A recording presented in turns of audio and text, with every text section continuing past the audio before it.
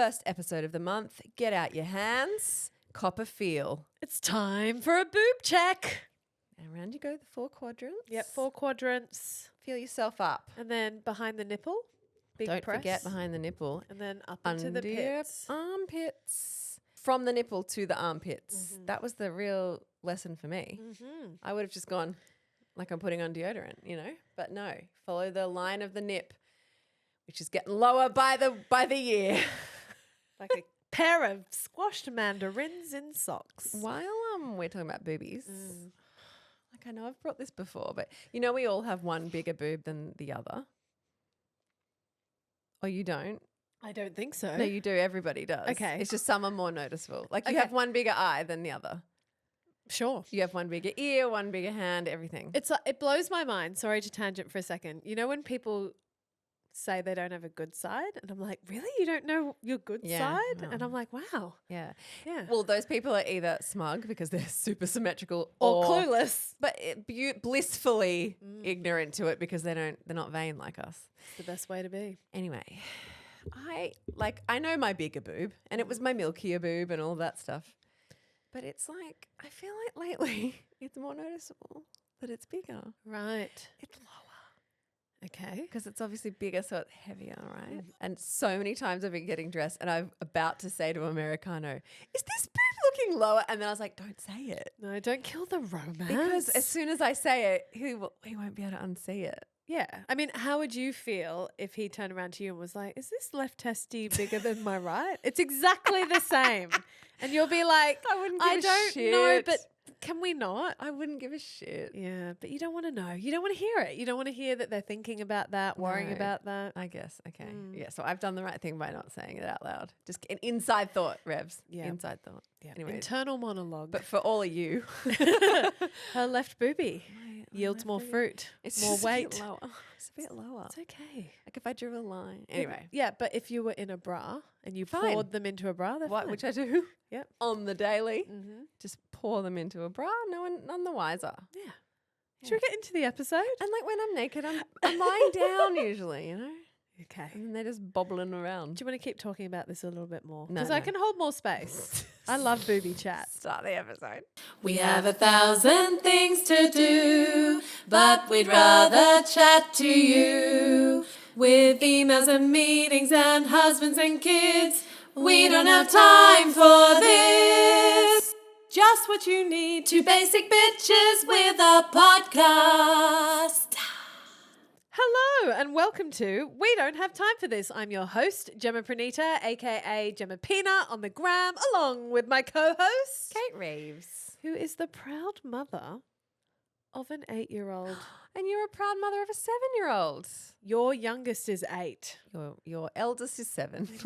Welcome to We Don't Have Time for This, written by AI. Yeah, the pod babies are growing. They are. They're growing. We have Like, a 7 how and old 8-year-old. were they when we started? Oh, well, it was 5 years ago. Mm-hmm. So Raph was 2. Shut up. Yeah, No, she wasn't. she was. Producer Kate's nodding. And Teddy was 3. I know. They're like completely different human beings now. We have come a long way together, DLs. We have DLs. And do you know what, though? I was reminded yesterday, hanging out with my friend Sally, who has a 3 and a 5-year-old. Just 5, I think. God, we're not allowed to forget, Gem. Like, we will never forget. well, I know, but I don't know. Sometimes you get like 1 minute out of a phase and you completely forget the door you've just closed behind you. And then you hang out with friends with younger kids and you're like, yes, I remember this. I remember what absolute fuck faces 3-year-olds are. They're dicks. They're proper dicks. Yeah, or whatever, I remember Yeah. how loud it was. I remember that you can't sit down. I know you have this with your sister-in-law and your brother, like that they're in that can't sit down phase or whatever. Well, my nephew turned 1 in March, so he's 14 months old and he is on the precipice of walking. Like, boyfriend is standing, pulling himself up on everything. He is busy. And when he's crawling now, he's well practiced. He's out of here, gone. And I forgot the helicopter parenting nature of that. So whenever they come over, there's no sitting down and there's No. all this tag teaming, like, can you hold him? Can you? And then we had dinner at my house and I forgot that they can't eat. No. Because they got to Not hold at the same him time. or watch him. Otherwise he'll climb up the stairs, he'll pull things out of the cupboard. And I was like, fuck, I do not miss this season of No, parenting. but you forget. Well, I think that's by design. 100%. You never forget when you're reminded of it. Of course, you're not like, wait, what was this phase? No, you're like, oh, this phase. Yeah. But we're supposed to forget. Otherwise, we wouldn't have more kiddly winks. I know. It's funny because producer Kate has really little kids, like 2 and a 5-year-old, like just 5. But because we only see you at work, you know, we just forget that you've got this whole other life, and it's important. Of It's being important. needed. Be like, we all need to just go, who in my life has kids under 5? Pour one out, hold some space, check in, and don't forget. Yeah. Because sometimes you just catch up for dinners or whatever when you've got lots of young kids between you and you can't always do the family hang. You're just seeing her, just her. You just got to remember what she's suffering all day, every day. So for any DLs out there, we are extending enormous empathy Yeah. right now in this second Yeah. because you got needy bitches hanging off you all day long, it's just asking for non-stop. snacks, just needing shit all the time. Sally was talking me through like the bedtime routine, but she was rattling it off like to get to another part of the story. But I was just like, just hold up, because she was like, because we were away with friends, and I thought I'll just lie down with Layla first, because you know if I just get her down, then I can go and deal with him, because he has to kick his legs against the wall for 20 minutes, and like so I'll lay with her for an hour, and I was like, I'm oh tired my already. God, and it wasn't even the point of her story, but I was like, oh my God, I am taken back to like when you had to do that negotiation of like, which kid do I put to bed sleep first, because then it'll be easier to oh my God, all Revz, that. you are my light at the end of the tunnel. I know. And You are the thing that gives me hope all the time. I go, okay, I get to do this. I just still tell myself that. No, I know. It but- works for me. Yeah, it really. that's good. It That's does. good. If it works, it that's good. works for me to say, Jem, you get to lie down with your kids. Like when my kids woke me up at 5 o'clock this morning, and they were being cute. Like literally, they walked in and went, "Morning, mummy." Did I want to hear it? No. Fuck off. Yeah. Look, it's irritating. Like I was in the deepest sleep, having a lovely dream. Oh, what And kind then- of dream? I don't know. Joking. I'm joking. What do you mean? We just talked about how you can't talk about dreams. Don't ask me about my Anyway, dream. you were I'm having not a telling lovely you about it. Oh, it was a sex dream. No, it wasn't. Yes, it was. It wasn't. Robert Irwin? No. Robert Irwin? Oh, don't pretend. Well. Let's just say there was a big snake in the dream. No, I'm terrified of snakes. We'll go with crocodile. It was Hot little crocodile. It was a euphemism. What's the crocodile a euphemism for? Hey, they're Vagina? long and chody. Snap, snap. Anyway, you're having a lovely dream, and they're like, Yeah. "Morning, mummy." No, they were like, "Morning, mummy." It was cute. Yeah. Okay. It was like out of a fucking Disney movie. And I was feeling like the Grinch. I was annoyed. I wasn't ready to start my day. I wasn't ready to end my dream. But then I say, you get to do this. There will come a time I know where I will be waking them up, and it will become about, get up. You got to get to school. Come on, guys. We're running late. You know, I don't have that right now. Yep. And then I'll be yearning for the days when they used to wake me up. Well, yeah, I don't know. I will. Because, like, Isla sometimes doesn't go to bed till 10 o'clock. But I have to Oh. remind myself, no, I still say goodnight to Teddy, tuck him in. We have a little chat, his request. But it's very quick, And then he goes, "You're the best mummy ever." And I go, "You're the best kid ever. See you in the morning." And he means it. I will see him in the morning. Like there were days, and I'm reminded of like the lying there and the stroking and the up and down and back to sleep and blah, blah, blah, blah, blah. Yeah. And the sandbagging. I'm just, the sandbag. Oh, Rafa was the queen of it. Still is. Yeah, Comes- Isla will still do that. just comes down and says, "I'm hungry. I'm thirsty. I heard a noise. Can you turn my nightlight on? I think I need another wee. Can you tuck me in one more time?" Just doesn't fucking I just need a end. hug, is Isla's. I just need a hug. I'm like, Oh. you've had so many hugs. That's a good one. Because what What are you gonna kind of say? mother What kind are of bitch you is like, no, you don't. denying your child of a hug? Master manipulator. Yeah. Impressive, really. No, but I do need that reminder of like, this, 5 years ago, you would have begged to have this nighttime routine. Can I share a quick small win? Yeah. As we Please do. enter a new era, because I think it's important to share these small wins for the DLs who are like, that feels so far away. Yes. But I remember yearning for this time and it's arrived. Both of my kids can now click themselves into their car seats. Boom, girl. Welcome. Yes. It's really exciting. Like Iggy has finally worked it out. It's a major life And upgrade. look, it's a 5-point harness, so I get it. It's tricky. But I'm just really proud of him for learning. Because Raph learned to do it when he was 3 and he's 5 now. And bless him, like he doesn't have the dexterity and fine motor is his struggle point and something we're working on and he this likes year. to be taken care of. He sure does. Yeah. But Whereas he's- Raph's like, fuck off, I can do it. Yeah, to Yeah. a fault. But Iggs, he's my little baby. Yeah. But he's growing and he's becoming independent. And he's my Wonderful. youngest and I'm happy, sad about it. Do they open the door and get in themselves yet? No. Okay. But to not have to wrestle Hey, it's with one his step Yeah, closer. hey, let's not focus on the bad. Like I can't imagine a time where they open the door, get in, clip in, close the door themselves. Oh, it's coming. It's coming for me. Yeah. But yeah, until then. I know. I'm on the next level. My dog will even get himself into the car now. So You can open the doors? can't open the Okay. All right. I got excited. Imagine if he could. We'd be famous. I think you should train him. No, but it's like a big deal because, that is a big upgrade. And I, for years now, I've just walked myself to the car and then everyone's like, ting, ting, and I'm like, belts on, and then we go, But then getting the dog was a regression because it's like, oh, no, I got to put this thing in the car. What do you mean? You just lift him in? Do you have to buckle his No, but seat? it's like, No, Revs. We're talking about children. No, we I'm not. cannot segue to dogs and compare putting a dog in a car to strapping your You kid can. It's in another with a thing to 5-point do harness. when you've got a bag on and you're carrying a smoothie or a coffee. Okay? Anyway, now I just open the door and he goes, broop, and then I'm back to the ease again. Oh, I can't share God forbid I share my win because it involves Busta, the love of my life. I went for a ride in Revs's car. Went for a ride. I picked you up. You did. Thank you. And she's got this hanging air freshener. Yeah. thing. Is that how you pronounce it? Yeah. Air freshener. Yeah, but it's a nice one. It's not like a servo pine cone or whatever.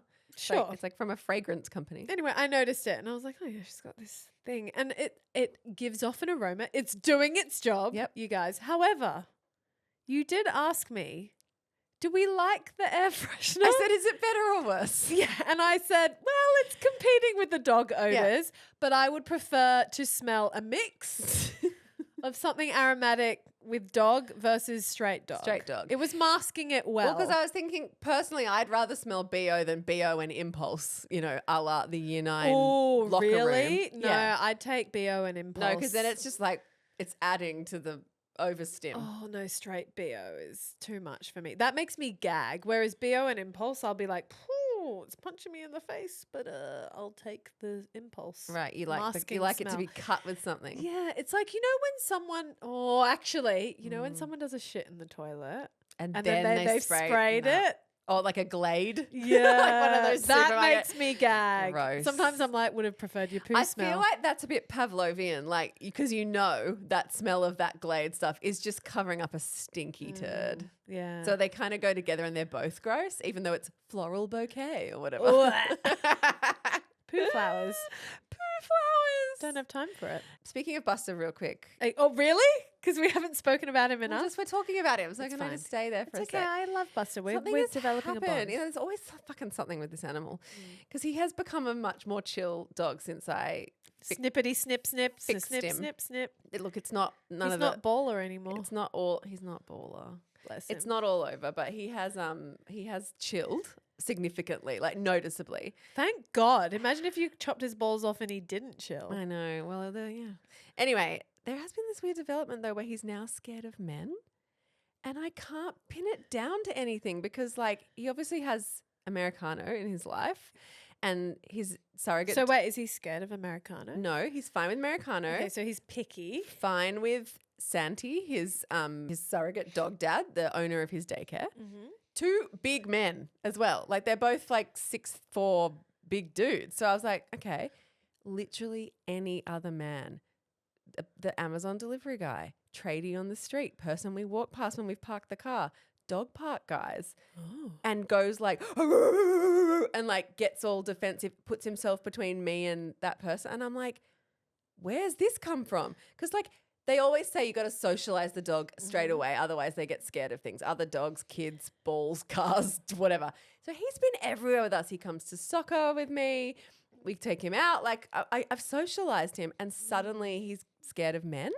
And Show Daddy was over the other day, and he came in, and Busta went ape shit. Oh no. And was like really like guard dogging, putting himself between me and Show Daddy is a dog person. Has had dogs and was like, hey, come here, buddy. And like doing all the right things, putting his hand out for a sniff. And it was not working. Not having it. And I was like yelling over the barking, make yourself smaller. Make yourself smaller. He was literally on the ground. Like he's cowering on the floor. I can't get any more less alpha. And I was like, he's like lying on the ground, flattening himself to a rug. like yesterday, I Busta's not having literally it. parked the car and we had to walk 5 meters to his daycare, the dog social. And in that 5 meters, a tradie crossed our path and another man crossed our path, and he like at both of them. And I was like, what's going on? Anyway, someone suggested to me maybe the vet that cut his balls off Oh, that'll be it. was a man. He smells the testosterone. Maybe he's like, it's that like men are gonna snip my tits, My tits. snip my balls off. But the vet is like his mate, you know. The vets know what to do. Not But anymore. it's just like when, like what and why and how and hey, if someone cut my balls off, yeah. I think I'd have a problem with them. But I Yeah. wouldn't brush the entire gender. Yeah, but dogs And are male simple. Dogs are species. simple. They are. He's not like having a cerebral, interrogation of this idea with himself, is he? Anyway, any tips? I'll take him. What do I do? Honestly, it's making me like not want to take him out places, Ugh. which then they become more weird, you know? What about a sleepover at Show Daddy's? Cool. Put that on your friends. I'm sure he'd be stoked. Exposure therapy. Katie just said a sleepover at Show Daddy's. Anyway, Jem just looks exasperated because she's like, here we are with the dog chat of all the things you didn't need in your life. It's okay. Holding space. I'm just weary. I'm looking forward to a time where you're like, oh my God, Busta? He's like my personal butler. Like he's such a value add to my life. He is a value add. And you know what? Since I've been cursed, he has been staying by my side more. He can smell the curse. Cool. Yeah, he can. He's like, he's Dog aware chat that, and woo woo chat, my two favorite things. he's aware that I'm cursed, and he's like, I'll just maybe that's why he's barking at men. Maybe a man put a curse on me. That would check. That would check. I am polarizing with men. Okay, this might sound completely obtuse to a lot of our Yes. listeners, so you need to do an update. How are you cursed? Yeah, Kate I don't Revz? know. Look, if you don't follow me on Instagram, the quick update is obviously I've been cursed. Bad luck has just continuously befallen me, and now the retrogrades are over. I can no longer blame it on cosmic chaos. So we've decided that someone has indeed put a hex on me, or my name is in someone's freezer. I reckon it's a photo. Oh, that's oddly specific, Gemma. Pranita, do you have a photo of me in your freezer? Hello, as if. Oh, just so you could run to my rescue? Is that Babe. is that the dynamic? Because it's so helpful when your bestie's car breaks down and you've got to pivot your afternoon to go and hang out with her and give her cuddles because you feel sorry for her. No, why the fuck would I curse A you? photo. Someone put a photo of me in the know. freezer. I just feel like a name is like signature adjacent. You know how like you used to get celebrities to sign shit? Now Yeah. it's all about the photo. So Okay, I'm so- imagining a photo of you in someone's fridge Do you think there's some voodoo going on? covered in icicles. I don't think any of it's going on, but I'm indulging you Well, with I your think woo-woo chat. I need an exorcism or some kind of cleansing, some Reiki. I How need about to some sage my saging? life. Yeah. Go on. Get the fire brigade back. That'll be fun. Anyway, the dog knows I'm cursed and is hanging by my side because Okay. you know how they can smell that sort of thing. Can they? Sure. Do you know what I don't have time for? What don't you have time for, Bestie? The internet, the people of the internet rather, lovingly requesting that I start a cycling school business. What? Yes. I'm not even joking. I'm flattered, but I'm also like, with what time? And no. Wait. And not scalable. Wait. Before Okay. we go into the business plan, explain yourself. What context? Okay, so when I was away up north at Cabba, I shared on my Insta that I had now officially taught 6 children to ride their bikes. Yes. Obviously 2 are mine, 4 are other friends' kids. And it is something that sparks enormous joy within Very me. satisfying. And I literally am always frothing to get to teach my friends' kids to ride, because there's something about bike riding for me that represents their first real form of freedom Yeah. and being in full control of a piece of machinery. And what do you mean? Yeah, I'll let you have Well, it. it is. It's a bike. yeah, Like yeah. it Yeah, yeah, requires yeah. learning. It's Yep. skill. It's like you're literally in control of it. You are driving the Yes, bicycle yes. on your own. And you have to have road rules and you Yeah, have but to, no one can ride the bike for you. Yes. Only you can. So when I grew up as a kid, my fondest memories are bike riding. Yeah. Like I used to bike ride to my friend's house, and I lived in a compound in Thailand, and there were lots of hills, and I just absolutely loved it. I loved the wind in my hair. Yeah, I yeah. loved going faster, so I loved the independence. And when Rafa learnt to ride her bike, I saw that twinkle in her eye where it's like, oh, I'm in charge of this thing and I'm off. It's giving now and then. Yes, that too. And mum can't keep up with me. Yeah, like yeah, she yeah. loved it, and she would disappear and roam free, and I would let her. I'd take her to the netball courts. In our neighborhood, we've got all these netball courts that are lined up next to each other, and it's super safe, and they can just ride for like, I don't know, it feels like a kilometer freely. So since that moment, I have been like, oh my God, this is the most rewarding thing ever. And this taps into my love of teaching. And maybe I don't have that anymore. Since not doing Photography 101, I'm no longer teaching Photography 101, and I'm no longer teaching business online anymore. And I think this really scratched that itch. So when I was away and I taught these two girls, and I was committed because... Oh, yeah. This is the most hilarious side of Gem. Like, I know you taught your own kids to ride a bike, but your own kids, you're like, go and busy yourselves. Other people's kids, so engaged and like, let's do this thing together. Yes. Yes. It's a lovely side of you. Well, Amazing auntie. yeah, well, I'm like, She is. you know, I'll Yeah. wear that badge. Like, Average mum. Amazing auntie. That would be a good t-shirt. I know. But this required more commitment, if I'm honest, because neither of these girls rode balance bikes. So I've got a bit of a Okay. theory now, and Okay. I've got like the experience of teaching 6 kids now. So she's an expert. I'm an expert, guys. Strap yourselves in for all my wisdom. But basically, the longer and more confident your kid is on a balance bike, the hardest thing to learn on a bike is accepting the wobbles and learning to correct those. So if you're confident on a balance bike, you just chuck in pedals and you're basically there. So both my kids learnt, without sounding like I'm flexing, but they learnt within minutes. Yeah. And are training wheels still a thing? So training wheels are still a thing, and I don't want to shit on them because I appreciate that some kids just don't gravitate to balance bikes. Like I've had DLs in my DMs being like, bought my kid a balance bike, just never wants to ride it. And Iggy was a bit like that for a long, long time. And I was like, what's the deal, kid? So I actually got him training wheels for a time. In the UK, they're called stabilizers. I'm not sure what they're called in the States. That sounds about right. Yeah. And the thing about training wheels is it stops the bike from doing the wobble. lean, Yeah. the wobble from side to side. And that becomes the thing most feared once you remove training wheels and you're trying to get them to pedal. Anyway, so these girls, because they'd never ridden balance bikes and they hadn't actually ridden training wheels a whole lot, I was like, okay, I had to sort of have a chat with myself where I was like, okay, this isn't going to be a quick fix. Yeah. They're not going to get this the way my kids did really quickly. So we kind of did it in days and stages.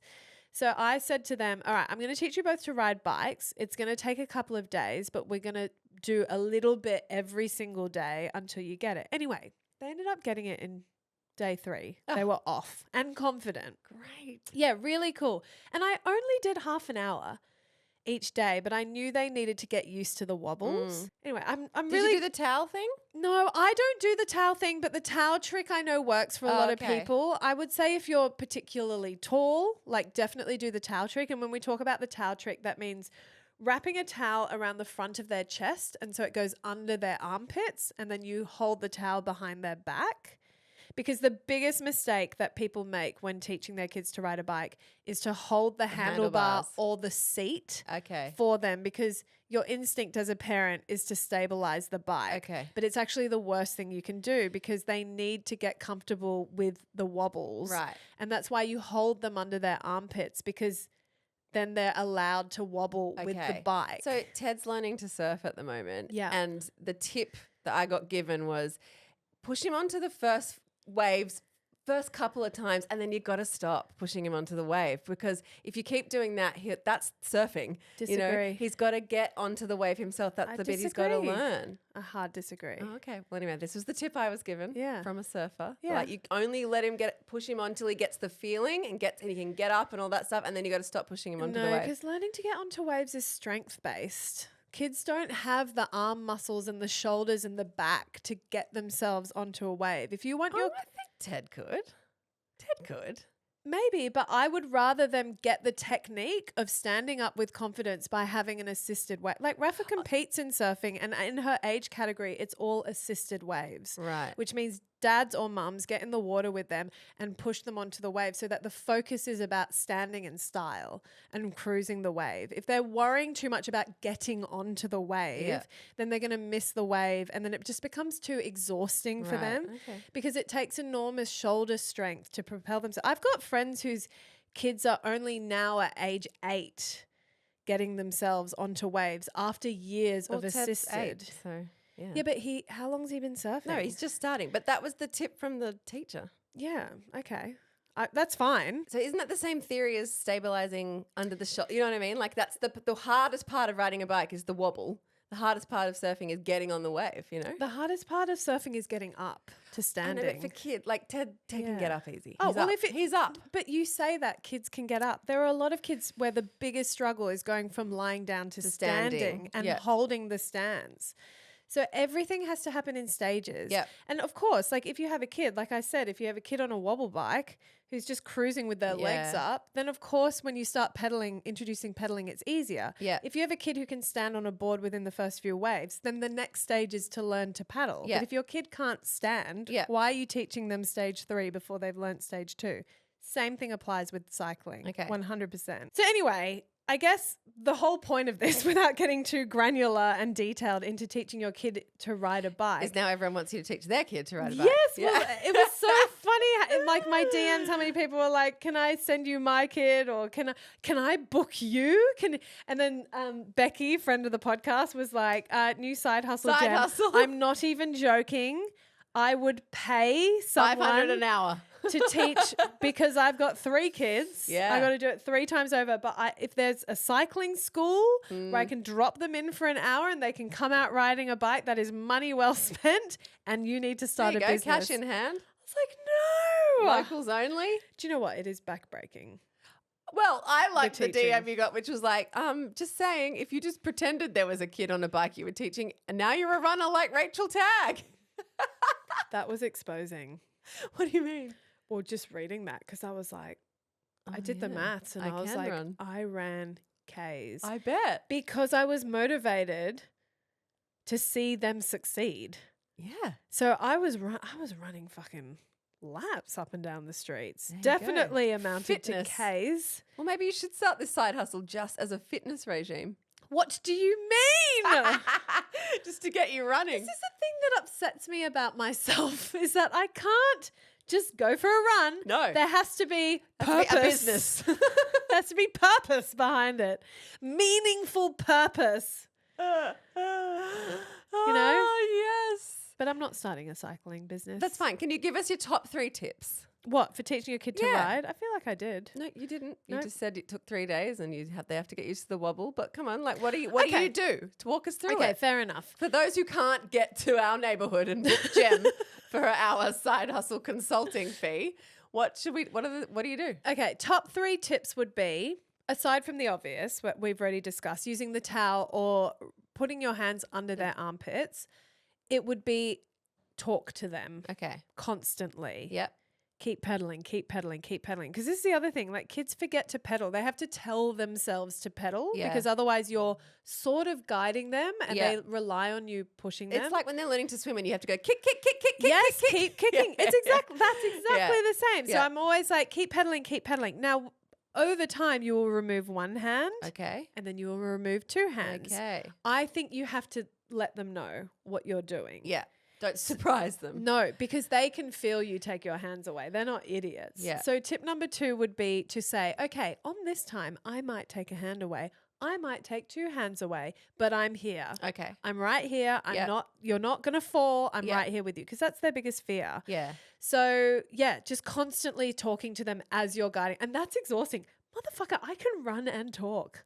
I did Kosciuszko where I couldn't speak and I was Yeah. walking. So what's that Turns out I'm full of shit because I was running and talking for kilometers to a child. Anyway, having these revelations on Yeah. the mic live in real time. Love it. But that's tip number 2. She's like secretly fit in a weird way if there's purpose.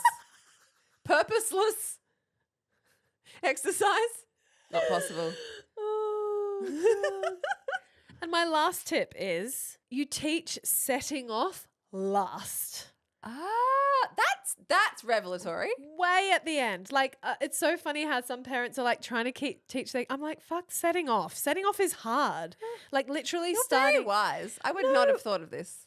Well, there's a system and an order. I learned it from the internet. I can't take Okay. any credit for it, but I understand why now that I've taught it multiple times.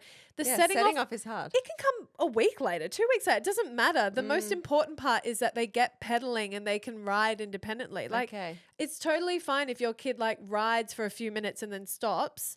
And then they're like, Mommy, and need your help to like set them off, help them. And then Yep. eventually they'll get it. But that's advanced. Because think about what's required. You've got Yeah. 1 foot on the ground, 1 foot on Yeah. one pedal. Then you've got to push with 1 foot, land your foot on the pedal, and cycle all So at the they've got to same get time. confident with the balance 100%. first before More doing than any other anything. things. Yeah. Okay. Is that 3 tips? I don't know. Yeah, that's 3 tips. You're still going to get, I know, I'm sorry, I listen, but where do I start? What kind of bike what kind do you have? What height for a 7-year-old? Do you know what I'm really excited about, Revs? Is that we can put my YouTube biking video that I swear by that has taught me to teach my kids to ride their bikes in the show notes. Yep. Because I get asked this question every single week in my DMs, Jem, and it's always with an apology. I know you shared this before and I definitely can't thought I find saved it. Yeah. I took a screenshot, I swear. Do you know what I get? What do you get? I know you've already said this and I know it's somewhere on the podcast, but I just got nits. What's your remedy? What's your method? Oh my God. And I'll just quickly remind everyone, KP24, the pink one that says poison down the side. That's my method. That's my whole method. Wrap your head in Glad wrap and then use a straightener afterwards. That's my method. The day I become a hair B&B host with knits, I will be calling you because KP24, the pink one. I'm not writing it down. Not in this This moment is my in time. burden. This is Yeah. the burden of being a hair B&B super host and your burden of being a cycling teacher. Yep. A professional, I'm a cycling a professional bike teacher. But genuinely, is this a job? Is this a thing?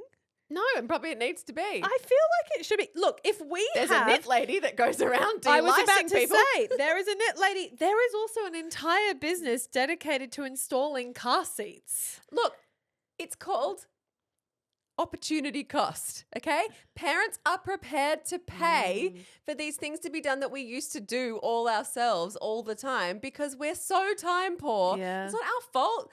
Modern life is very demanding, you know, and we don't have the time and space to do all these things ourselves. Of course, our mums de-loused us, taught us to ride a bike, installed their own car seats, probably because Dad was home at 5 p.m., you know, for his 7 o'clock dinner. So he had 2 hours to go out to the driveway and put in the car seat. Totally. Now we don't have this time. Life isn't like that. I know. I was actually saying to a friend who's considering starting a after-school program, I was saying, you have no idea what parents will pay if you pick the kids up from school and take them Ooh, to that's the a activity. hack. You could double your fee. Yeah. Like, because, yeah, I might pay $30 for an after-school class if I've got to drop them there. I'll happily pay $58 if you're collecting them from school and giving them afternoon tea and I don't have to leave my work until 5:30. Totally. That's worth money to me because Yeah. that's my time that And I'm it's- using, you know. The connective journeys that are actually the trickiest part with managing Absolutely. your kid's schedule. It's the ferrying. So yeah, I believe there could be literally a job for everything. Like I believe there are some people who would hire people to do lunch boxes, you know, Totally. or like unpack at the end of every day. Like, you know, most of us can't afford to have every job outsourced. No, of course not. But for some things when you're just like, fuck, I've like, you know, like Becky, I've got 3 kids. My youngest needs to learn to ride a bike, but my husband's away doing this. This one's at camp. This one's got to get to a party. If I could drop her off and pick her up and she can ride a bike, she would. Someone needs to start this as a business. And do you know what? The other thing, and I noted this with my friends who I went away with, is their kids, their girls, were way more patient with me because I am not the parent. Well, I also reckon you were more patient with them. You are more it goes patient with both other people's ways, kids. but I don't know. Like, these girls have the most patient parents in the entire universe, but they got to a point where their dad was like, Jem, I've got to tag you out. Like, you're exhausted. And I was like, all right, you're up, Nick. And then he went to do it. And she was like, no, Daddy. No, I need Jem to do it. I don't want. And he was like, He's no, like, no, Jem's wheezing. I I gotta yeah. step in. She's becoming asthmatic as we speak right now in this moment. But like, he, you know, genuinely, he was like, it's okay, I can help you. Like, he's the nicest girl dad ever. And he is a picture of patience. Like, I honestly would wear like a wristband that says like, what would Nick do? 'Cause he's the most unflappable dad ever. And even his girls were frustrated at him. And I was like, it's the curse of the parent. Don't take it personally. It's because you're their dad. They can be their worst selves Well, whoever with starts you. this business should also combine it with school holidays, double whammy, opportunity cost. Yes. Oh my God. Imagine sending your kids to a cycling camp where it's just for kids who don't know how to ride a bike. Yeah, learn to ride in a Brilliant. 1 week. Love it. Pack your own lunch. Pick up at 3. They're such a joke, these school holiday programs. Starts at 10, ends at 3. That's not a day. No. At least make it school hours. Fuck. Do you know what I don't have time for? What don't you have time for? Look, it's something we have touched on before, but not for a while. And guys, we get a lot of DMs and messages and things from many different channels. You know, some of you are in the Facebook group. Some of you will follow us on Instagram individually, or you follow the podcast. Or sometimes we get emails to hello@wedonthavetimefforthis.com, or we get replies to our newsletter, all sorts of different places. And what we try and do is check in with each other. We collate everything and we're like, what are people talking about? Like, what are people worried about? What are their concerns? And one thing, it just keeps floating to the top of the list consistently for years now. Yeah. And that is partners' mental health, specifically male partners' mental health. So husbands, you know, domestic partners and their mental well-being. And we know a lot of you out there are struggling with the lived experience of, I guess, caring or living alongside someone with specifically male mental health challenges and finding that very challenging. Yeah. So I just thought it was worth a conversation here. Definitely. You know, I've definitely been in relationships where my partner's mental health has been something that was weighed very heavily. And I've been someone who's had to learn to have less porous boundaries when it comes to other people's mental health, because there's a huge difference between sympathy and empathy. And if you take on someone's stuff too much, yeah, you know, you can really go down with them. But I think, you know, yeah, the difference between men and women, one thing that we as women are so good at is creating communities, going to each other when we have problems, going to the right person, having multiple people in our communities that we can share with, so that we're not, you know, like if I've like burdened you with my shit for too long, I'll diversify, you know, I'll go and call my sister or like, you know, we've got these different spaces where we can sit and we're comfortable being, you know, obviously this is on a spectrum, but largely women are more comfortable sharing, relating to each other. And the thing about sharing as well is it's literally shifting that energy out of your body. And that is the benefit of sharing, is you talk about it and it's like the weight, literally and figuratively, is like leaving your body. Yeah. And I think the challenge with men's mental health, because men don't go to their male friends to talk about it, or their own parents or their own siblings, it falls entirely on their partner. Yeah. And that becomes the heaviest burden, I think, is when you're managing your own mental health. That's one thing, but also your kids' well-being. And then you've got your partner's mental health on top of that. That is a lot for one person to bear. Well, it's too much to carry. It is. As would if you put, if your partner, take gender out of it, if you put your whole mental health and well-being on your partner, it would be too much for him, you know. But it's just that as women, we share it around. We have these covens of witches and these communities and these groups. But also that vary. You know, not everyone has the same size of community, but or we'll go into, you know, like the Facebook group and we'll use an online community or whatever. We know we need to share. It's inherently female. But women have more of a willingness to take responsibility for their own mental health. true. And that's the other thing we're hearing, whether or not it's to do with sharing with people in your community, it might be being proactive in, okay, I'm having a mental health slip. I know that I'm better if I go for a walk or if I prioritize this or if I go and see someone, a professional person, or not even, or go take myself for a coffee or have a cup of tea by myself at 5 a.m. Like I know lots of mums who get up before their kids to have a quiet cup of tea and maybe a read of their Kindle or a social media scroll, whatever it is, to take just 20 minutes to themselves before the rest of the house wakes up. I know that's not going to suit everyone, but that act of self-care is taking responsibility of your own mental health. And I don't know if that's something that men are as good at as being proactive about. Yeah, and I don't want to start like a man bashing conversation or anything, but what I want to talk about is like, what do we do as women? Because you're right, you've got the kids. Like, and a lot of us, you know, you do nurse a man or you do have space and capacity when it's just the two of you. You know, when you're just a couple without children and you're younger and, you know, you've got your job and your friends and your life, but you do have more space for your partner.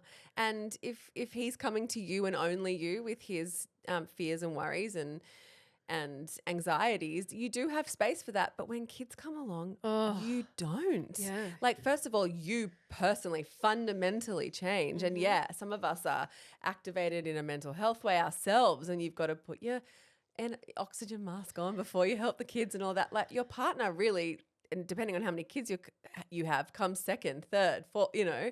They do have to move down the list as you do with yourself. But like, what do we do to unburden ourselves from being the sole emotional support for our male partners? It's hard, right? I know you mentioned before about boundaries and putting more boundaries. But when it falls entirely on you, you start to feel responsible for the outcome of their well-being. So you putting a boundary up is essentially saying, well, I don't have capacity or I can't hold space for your issues. But then you also from the sideline look with great concern because you're like, are they about to combust internally because there is no other outlet for them except me? Someone once told me that the best thing you can do is lead by example. I know we talk about modeling for our kids all the time, but I think there is a version of this where you can model self-care to your partner and encourage it just by demonstrating in your day-to-day life, oh, I'm doing this to look after me and my mental health, so that becomes normalized in the household, in the hopes that maybe your partner goes, what do I do to look after me and my mental health? Because what else is there to do? Like, I want to bring up therapy for a second because I know this is a pain point for a lot of DLs where they see someone who is perhaps in need of some therapy or would benefit from it. But it's so challenging when your partner can't see it as being potentially beneficiary to them, you know, and then there's this enormous resistance or they don't want to talk about it. But the hard thing is, well, if you're not willing to try something, then where do we go? And then you get into ultimatum territory. You do. And you get into resentment. You get into contempt. You know? Most of these messages we're talking about that we get so regularly, most of them have in there, he is not willing to do therapy. Yes. Yeah. Like that unwillingness. Or we can't afford therapy, which is real. Which is very real. It's not. It's so expensive. Yeah, Even with the Medicare rebate, it's a privilege to be able to do therapy. It is. It is. Although, can I throw out ChatGPT therapy? Like, it's a something, you know? It is something, especially in the 3 a.m. night thoughts territory. It's something that is getting you to express your feelings and work through things and make plans. I agree with you, Revz. And I don't want to be like a downer about this, but going to therapy is like getting a smoker to quit smoking. You have to want it for yourself. Like you can't make someone, like, you could even have all the money in the world Yeah. and afford therapy and force your partner to go, but if they don't want to be there, And they not, don't participate. they're It's not going to work. benefit from it. They're Yep. not going to get anything out of it. They're just Totally. sitting there with skepticism. It's like me going to see a medium, It's Yeah, like yeah. You're like, you don't cool. get, you don't I've get, dropped $300 and this means nothing to yeah, me. you don't get anything out of it like someone whose eyes are more open to that world. But it's like the leading a, what's the saying? You lead a horse to water, but you can't make it drink. Totally.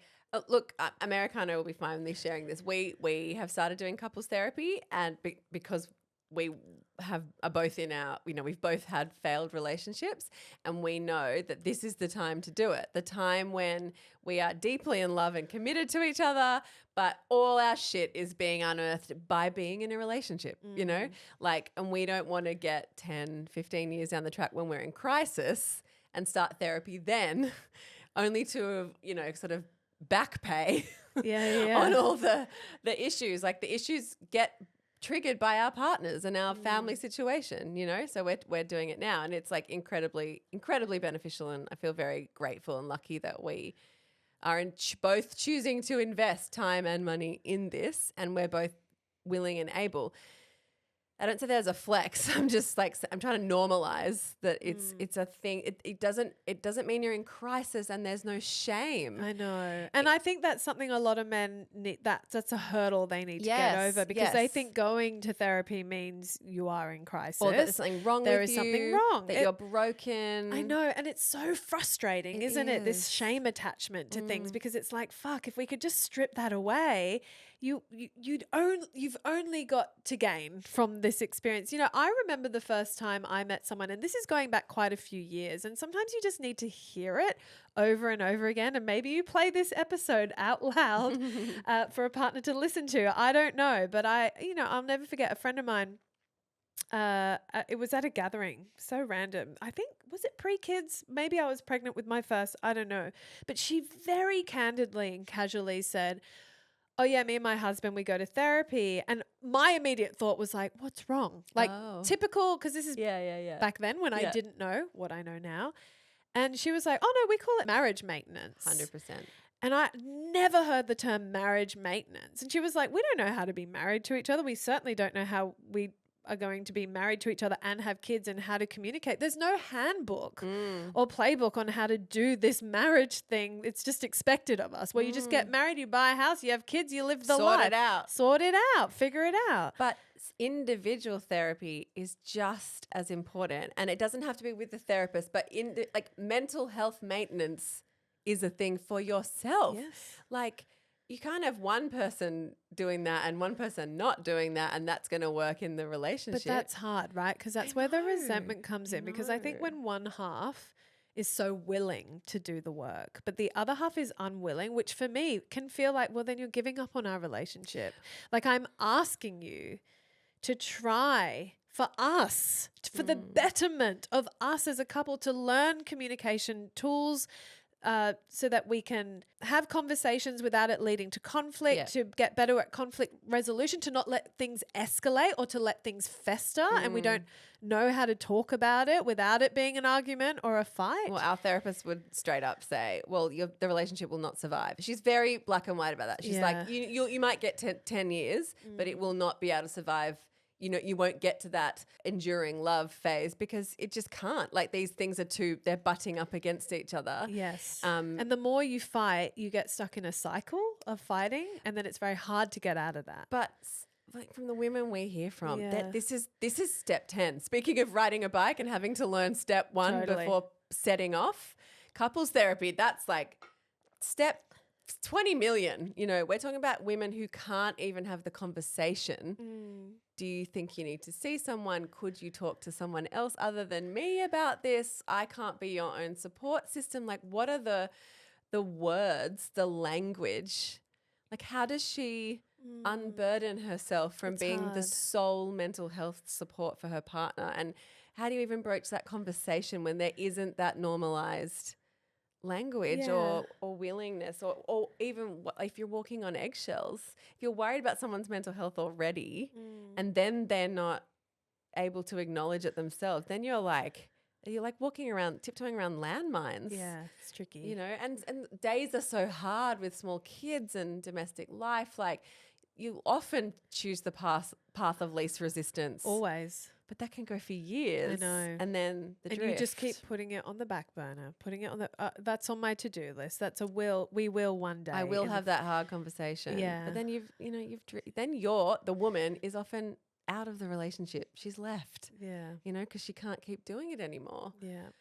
I know. It's rough. I guess we just want to say, like, we hear you, DLs. We see you. It's fucking hard. It's really hard. If you in your partnership are carrying the weight of someone else's mental health entirely, that is a lot. Yeah. And we're sorry that you're in that situation, because there is no easy answer for this. People will try and tell you, you've just got to, like, if I may offer something, I don't know. This is just ideas, but Revz and I have a mutual friend who knew that her partner would benefit from something, from making a change in his life for the sake of his mental health.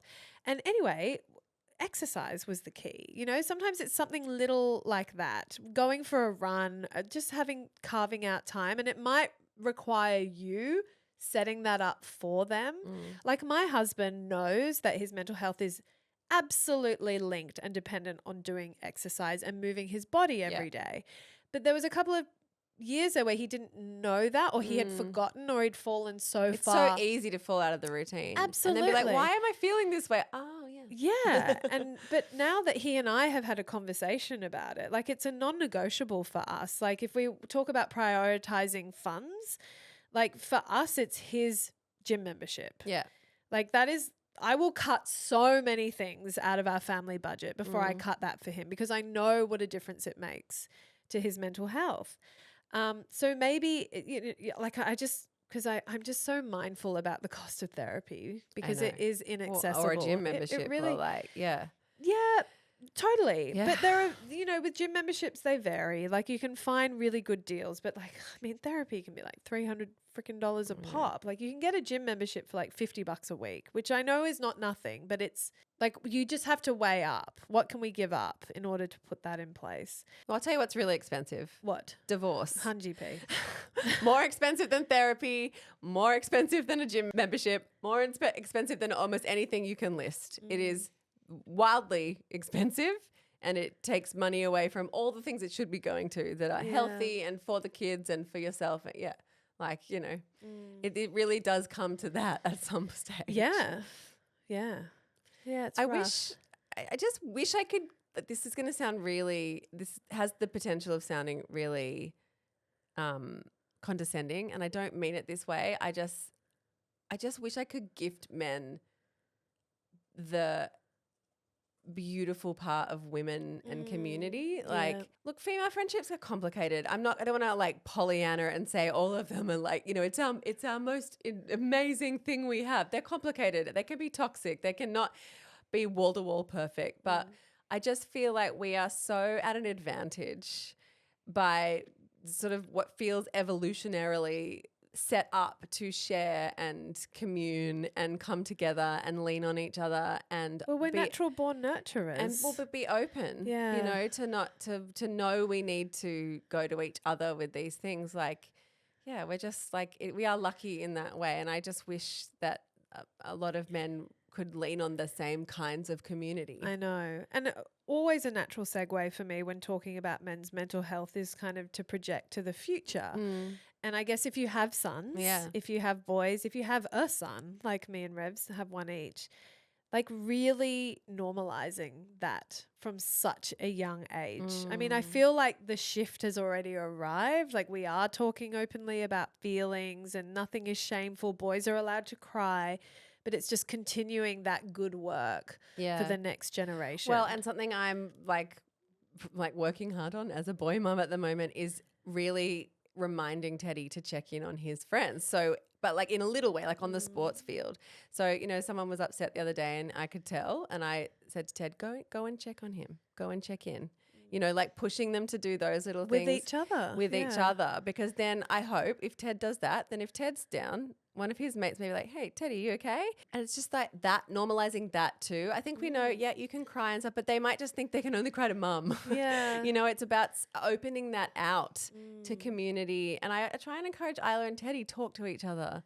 Have you talked to Teddy about this? Have you talked to your sister about this? love You know, that. like don't just come to me, because one day Teddy will replace me with his wife if he's hetero. You know, he'll And just you don't want to do that to her. He'll Sub just you sub his in. partner in for me. It has to be broader than mum, because it has to be. That's what women do. Yes. Women talk to their sister, their mum, their best friend, their friends at school, their teacher. We open to each other. But the boys, they just sub in one woman for another woman. But And it's we still, don't want that. want No, they need each other. Each other. Of their kind who Yeah. understand each other.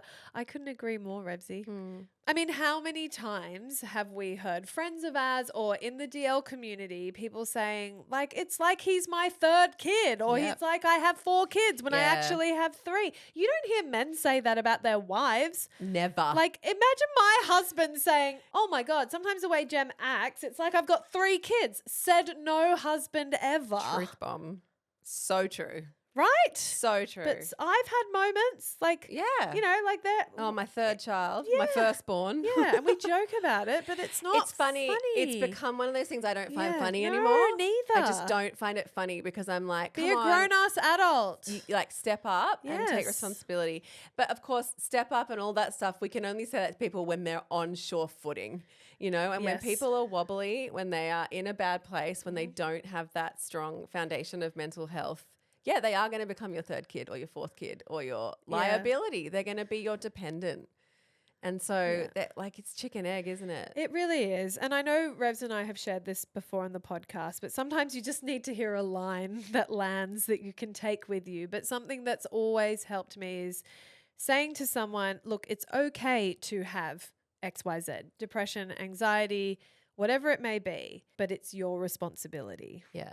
to do something about it. Yeah. It is not my responsibility. Yeah. I will hold space and I will support you and I will love you through it, but I'm not getting in the hole with you. It's not your fault, but it is your responsibility. That's it. Yeah. It is not your fault, but it is your responsibility. Yeah. Oh, fuck. Adulting is hard. It really is, isn't it? Maybe the Facebook group can come here with some ideas. I feel like the hive mind might have some tips and ways we can help each other. I don't want to hear how to fix your husband. No. Like, we're here for you guys. How do we help each other as women? Yeah. Support each other with men's mental health burdens. Let's just call it what it is. Like the weight of supporting our partner's mental health. How can we help each other? And then let's absolutely left turn into a hit me with your nuts fire. Ooh, she's harmonizing. She's been on holiday. Not well, let's be fair. Ah. Have I got a not spawn for you? Guys, if you have Netflix, this is a free, in inverted commas, not spawn for you. I just want to make a show recommendation. Something to watch with your kids. Oh, fun. I love these. Yeah. So if you look, everyone's heard of My Octopus Teacher. If you haven't, what the fuck? Like, seriously, it is one of. Do you not like crying? I would put it in my top 10 docos of all time. Oh, yeah. And I am picky about what makes it into that very special category and list of best docos. I watched it recently with my kids. I just chucked it on and I was like, you know, like, and it's a school holidays thing where they watch more screen time than ever because I lax all of my boundaries around screen time. And they were watching a lot of crap on TV. And you're like, can we watch something nourishing? Yeah. Has anyone heard of Zig and Sharko? Look, if you have, you know what I'm Zig and talking about. Shark, It's crap. Whatever it is. Ted Zig- loves it. I hate it. My kids love it. Anyway, it's crap. Very overstimulating. It is. And there's no long form narrative. It's bad. So I was like, you know what? I'm going to chuck on My Octopus Teacher. And I wasn't even going to be like, guys, we're going to sit down. I'll make a thing. I was Just see like, if it takes. yeah, they were like, I want to watch my, and I said, no, it's Mummy's turn. You guys have had a lot of turns. I'm choosing the show. And I Nice. said, I'm going to watch this thing called My Octopus Teacher. And they're like, I don't like that. Meh, meh, meh. And I was like, that's fine. You don't have to like it. It's a really cool story, though. It's about this guy who becomes best friends with an octopus. And they're like, what do you mean?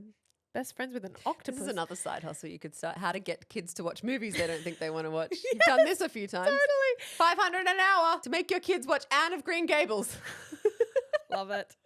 But I knew that was the hook Yep. to say it's about a guy who becomes best friends with an octopus and they just don't believe it to be true. And I go, it's a true story.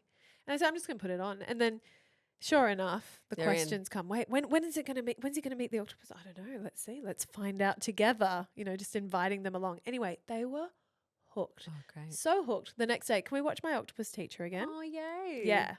And then we did. We watched it twice because they were just so, and they knew the story. Now they were really invested. They're essentially watching like a documentary Yeah. on nature Yeah. and beautiful Have you animals. done Green Planet, Blue Planet, Frozen Planet with them? Wow, Yes. that's a real warm mouth.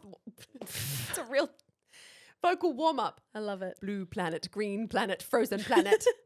Yeah, so Iggy particularly loves animal docos, so we consume them endlessly. But Raphael, she's not that interested. Oh, it's really good empath therapy. Yeah, well, I need A lot to of crying. get her onto that. Why then. would it eat the giraffe? I know. Well, this is the thing about My Octopus Teacher. There's no happy ending. Yeah. You know, the octopus gets eaten by a pajama shark and you literally watch it happen.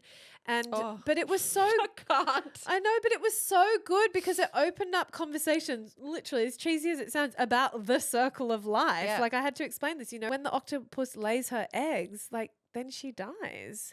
So the pajama shark didn't kill her? No, the pajama shark didn't kill her, but she's dead. And then the pajama shark nourishes its body with her corpse. Like, it's Corpse.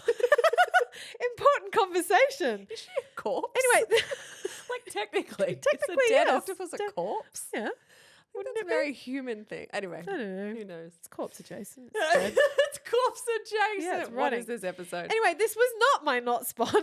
My not spawn is actually from the makers Oh. of My Octopus Teacher. It's a new documentary that's just landed recently on Netflix called Pangolin, Kulu's Journey. And it's about a pangolin, which my What's a pangolin? armadillo, anteater. Oh, It's from that species. Mhm. And it is gorgeous. And now I'm in love with pangolins. And I Oh. knew so little about them. I didn't realize how rare a pangolin sighting is. no. And you get this intimate look into the world of pangolins, understanding their tongues, how they get rehabilitated. Anyway, yes, I know. But you follow one journey and that's why you get really invested and all these things happen along the way. It's very cool. Isla is into capybaras. Oh yeah, capybaras. They're at Taronga Zoo, right by the playground. Great. Love me a capybara. They are funny looking. They are. Yeah. Like giant wombats, but with like a weird With a rat nose. vibe. Yeah.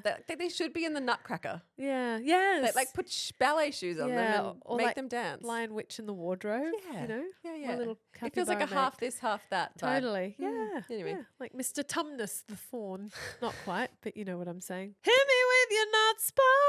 Mine's straightforward. You can't do it with your kids and it costs money. Oh, okay.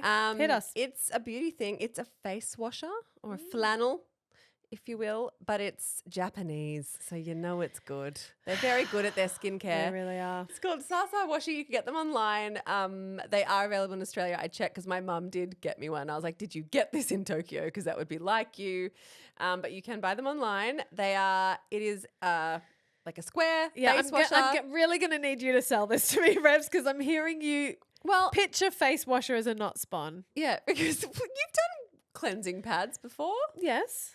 It's like a cleansing pad, but you hang it up in your shower. You cleanse your face and then you use it, and it's like a daily exfoliant. My skin is so smooth, It does look great. and I swear I have seen a brightness, and that I feel like my skincare goes in better Do because you I'm use it slothing off daily? daily, Every day? every single shower. Okay, so like the body oil, I Mm. need details. So I cleanse my face and I leave the cleanser on. So I've done my first cleanse where Yeah. the makeup is run down the drain. This is in the shower, by Wait, the way. you do a double cleanse? Well, in the shower, yeah, only because of this Sasawashi. Okay. So I wash off my makeup, Yeah. put some cleanser on my face, and then I use the washer and I just Same cleanser as before? Yeah, same cleanser, same cleanser. We need details. Okay, all right.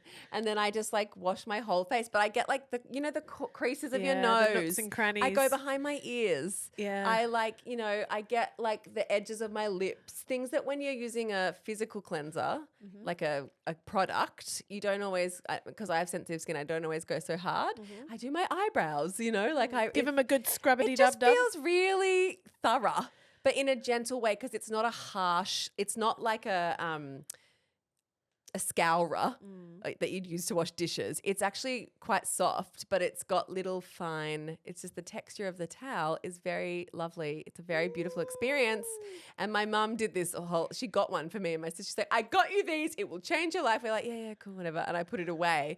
And then I found it one night and was like, oh, I'm going to use it. And I was like, oh, she was right.